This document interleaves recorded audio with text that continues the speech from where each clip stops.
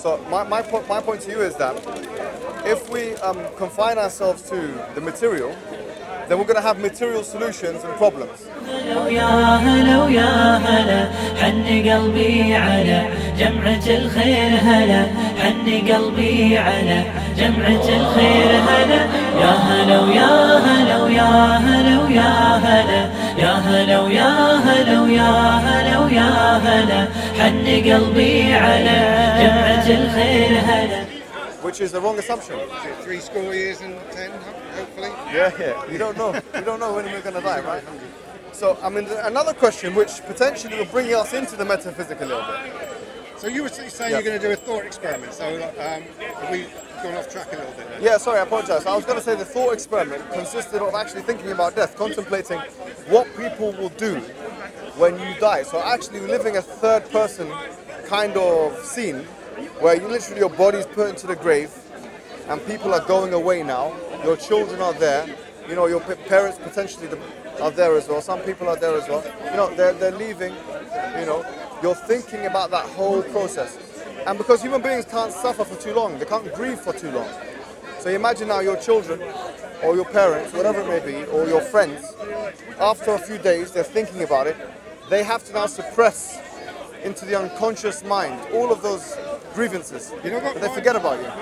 I think, you know, is when I started this conversation, I asked you what the important things to talk about in this part, and you said religion, and we've been speaking, what, for 10, 15 minutes, 20 minutes? We haven't mentioned religion once, right? Well, that's what you think. You see what I mean? This is from a non-religious point of view, right. This is something that we have to deal with every day. Yes. And religion doesn't come into that. But for you, no, I agree in a sense. I agree with you that there are some themes in religion which are, as you could say, like if you had a Venn diagram, there would be not just religious, but either philosophical or something else, or sociological or psychological.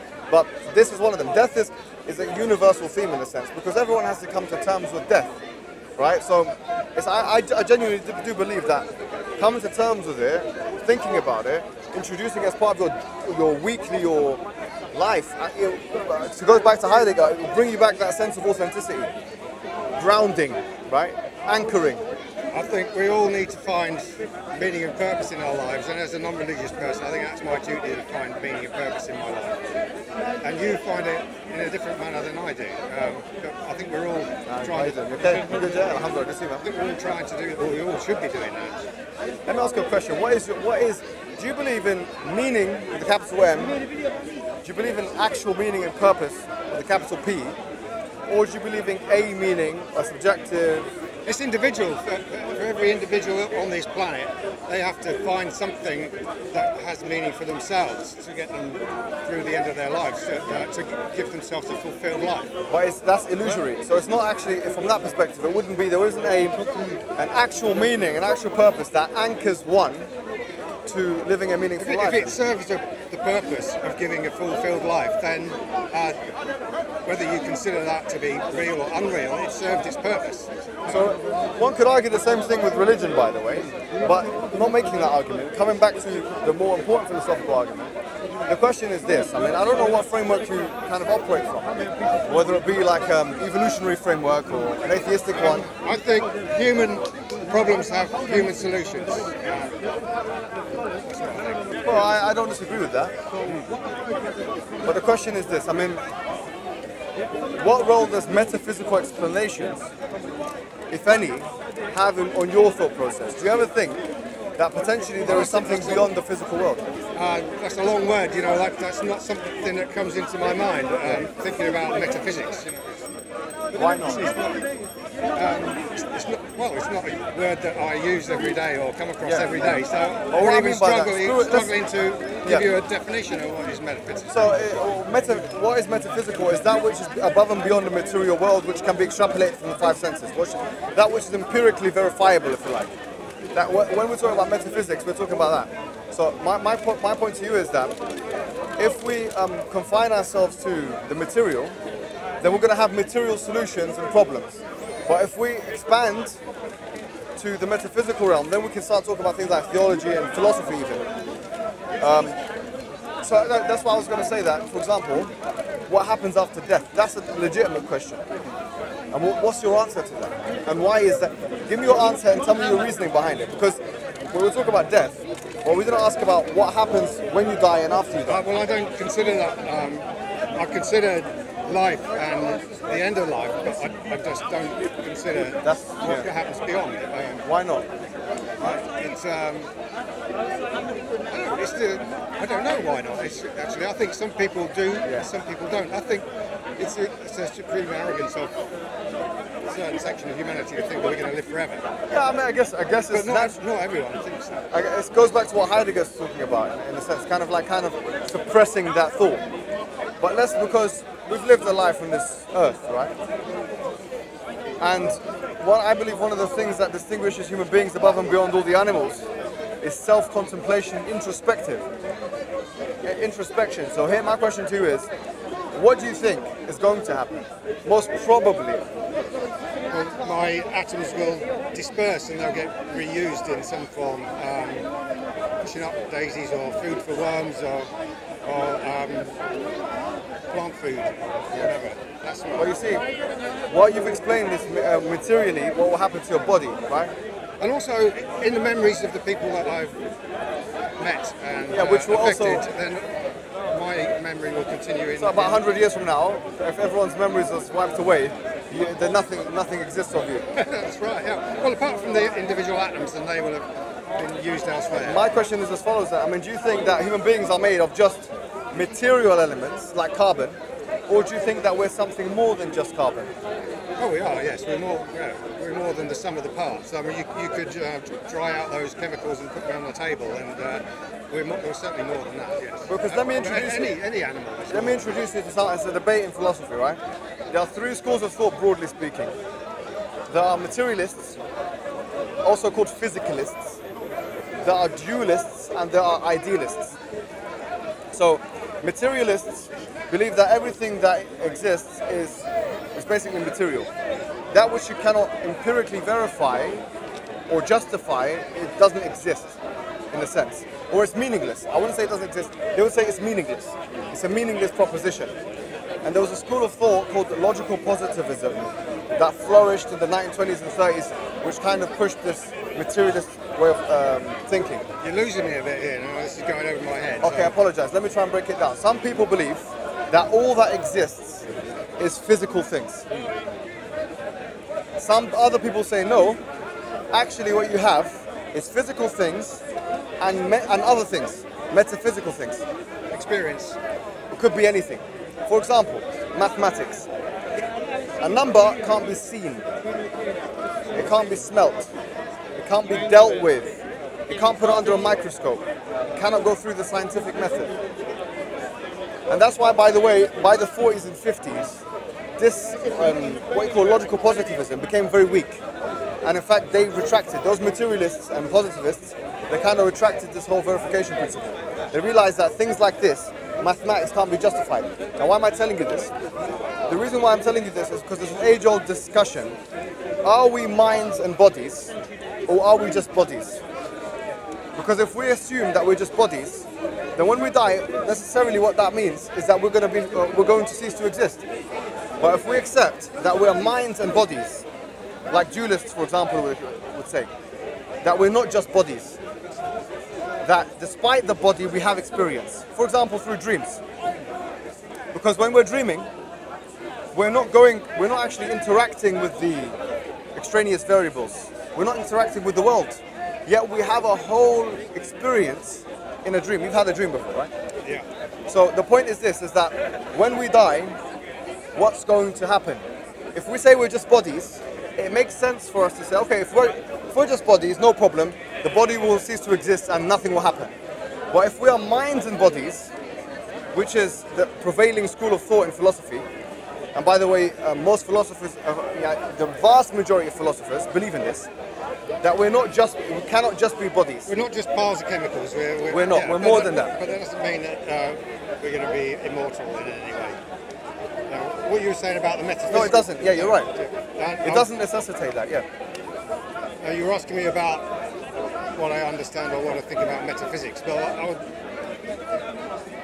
think about that slightly differently. So there are things that are sort of transcendent to our normal everyday life, which we might experience through a symphony or a walk in the mountains. Perfect. Yeah. So or through poetry. Yes. So when you talk about metaphysics and a different level to this life, when I suppose that's the nearest equivalent that I could You're tell absolutely right about that. You're absolutely, and that's exactly what philosophers cite. They say that first-person subjective experiences are examples of something which is not tangible or scientific, because for something to be scientific, it has to be third person. Science is in the third person. Third person is he, she. By the way, when we say first person, I'm talking about that which relates to me, I, right? Third person is he, she. So what do we mean by science is third person? Science is you doing something to something else and seeing the results of that. That's third person. Whereas what you've just described, I believe quite correctly, right? The orchestra, the symphony, whatever you want to say, the walking on the mountains, is first person. No one can deny your first person experience. Yeah, you get moved by an experience that you can't quite explain. It's sort of transcendent in some way. Exactly. Yeah. Now the point is, when we dream, we're going through those experiences again. There are no material things around us in the actual dream. You could say they're mental constructs. But in what realm does that exist in? Does it exist? Right? Now if we take this questioning to the post-death experience, because do you know what? I mean, we talked about science briefly. Science is just an accumulation of historical events and the assumption that history will repeat itself through patterns and laws. That's what science is. If we use that approach, we'll find that when we're sleeping, for example, we're leaving the conscious mind to the unconscious. So in other words, our consciousness is suspended temporarily, and then we'll come back to what we think is the real world, right? In that context, we could argue that we're having an experience which is a very real experience. Yeah? Now, if that's our experience of losing consciousness, death is an extension of losing consciousness. You will lose consciousness in death. If we accept that premise, how can we ascertain, or how can we say for certain that when we die, we're not going to go into that space again, that domain again, which is as real as this domain, which has all these things in it, which are sometimes traditionally called religious? Well, you're comparing death to falling asleep. Yes, I am, exactly. Yeah. That's exactly what the Prophet Muhammad said. He said one time, death is the sister of sleep, or sleep is the sister of death. Well, I'm not sure where to go from here, because I don't consider that. What happens when you die? It's finished. There's only one level to this life. How do you know? I don't know. I can't prove it. Yes. And you can't prove it otherwise. So it's down to faith, isn't it? So, so we have our respective faiths. I think religions are a human construct to enable humanity to deal with. That's fine. That's an assertion, but here we're talking about things which we can. Because the thing is, we have to think about how we reach conclusions, right? How do you come to conclusions? I'll put to you that everything you can put out there, which is supposedly certain, even your own existence, can be rigorously criticized. Anything, even your own existence. But what I will say to you is this: what we do as human beings, whether it be normally or not, is we apply a probabilistic reasoning. Probability. So we say, I'm probably here right now because everything signals to that. Yeah, it feels like that. So with everything shining, I can feel it on my skin. Exactly. So we apply that kind of reasoning, right? Now what I'm saying to you is that if we apply the same reasoning, that same kind of inferential, sometimes it's called inferential reasoning, inferences, yeah, we can make a very similar case for life after death. But we can't bring about the supernatural through logic. You know, it either is or it isn't. We can't prove it or otherwise. We can't bring it into existence. What do you mean by the supernatural? Well, a creator, or a god, or an afterlife. Well, in logic, through logic, we can't bring these things into existence like certain words like abracadabra, and push, there it is. Well, it depends on how you define logic, right? Because we can make a very clear case. For example, you've heard of the cosmological argument, yeah? everything that begins to exist has a cause. Yeah? I've heard this. Yes. The universe began to exist, therefore the universe has a cause. Traditional argument, very logical. What is the cause? It must have power, it must have knowledge, it must have whatever. That cause is therefore God. Or whatever you want to define the cause as, it has the attributes of a conventional God, right? So from that, it's a logical deduction, and we've come to a conclusion that there's a cause, a creator, through that logical deduction. So it depends on what kind of logic you're talking about. If by logic you mean empiricism, looking at something through your five senses, yeah, I'd agree with you, right? But if you're talking about deduction, it's different.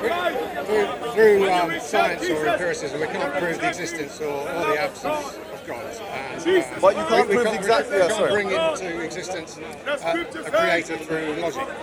Well, you can't prove the existence of logic through science. So, do you see this point? Logical principles are metaphysical in nature. Axioms, mathematical axioms, and even the whole field of mathematics is metaphysical. There's no physical evidence of maths. None whatsoever. There's no physical evidence of logic. So logic itself can't be scientifically verified. And that's one of the reasons why verificationism, as is known by many different philosophers, was even like Ayer, for example, A.J. Ayer, he wrote a book called Language, Truth and Logic, yeah? And he was making a very similar argument to you. He wrote it in 1933. And this book, it was saying that only those things which you can see as that which you can verify is that which has meaning. Anything else is meaningless. And I saw an interview with him in 1976, and he categorically took back what he believed before. He said verificationism, what he called strong verificationism, is actually, it cannot be sustained. So it had to undergo through, why? Because of these questions. Things like maths cannot be ascertained through science, through verificationism. Okay, we're using very long words to describe it like a very simple, fundamental issue. Is that some people can live their lives in a meaningful life without need of religion, but there are other people who find solace in religion and find meaning and purpose in that way. And I still want to say which one's right or wrong, but there are different ways to find meaning and purpose. Yeah, but I'll put to you that if you want to find a subjective purpose, it's easy to do. You can just make one up. And it can be unethical by the standards of the day. Hitler had a subjective purpose of life, and it was anti-Semitic. Everyone can find a subjective, a rapist can have a subjective purpose of life. Anyone can have that. But what we're saying is that, is there a meaning? Are we here for a reason? Or are we just... I would say that someone like Hitler, if you look back on his life, philosophically, I don't think he would have said he enjoyed it. He had a good and happy and Hitler. Yeah, I don't think he would have. You know, if you don't do harm, you know, it's a natural phenomenon. If you help someone across the road, you feel good about yourself in doing that. And he didn't do that, did he, Hitler? I don't Why do you think we feel so good about ourselves when we do this? How can you explain that? It helps. It's a part of social evolution. It's helped us survive as a species. Well, I would argue the opposite. Because evolution is about two things fundamentally, right? It's about survival of the fittest and reproduction. And being compassionate has nothing to do with survival of the fittest. I would use a different. I wouldn't necessarily use survival of the fittest. Animals or organisms will survive better and pass their genes on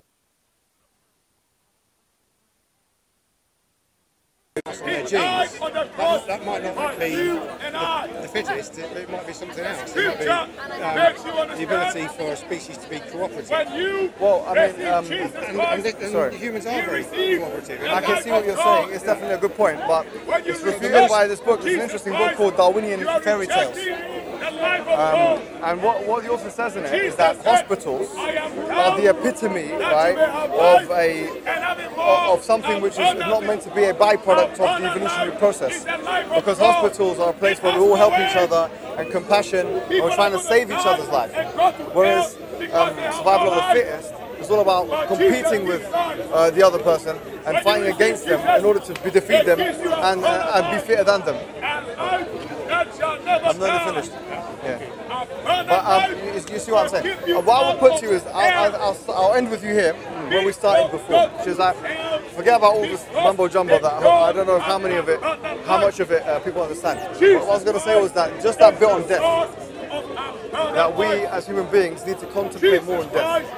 And with that, I think we can have more healthy psychological. And take yourself off to Postman's Park and have a look at those stories. Thank you very much, man. Thank you.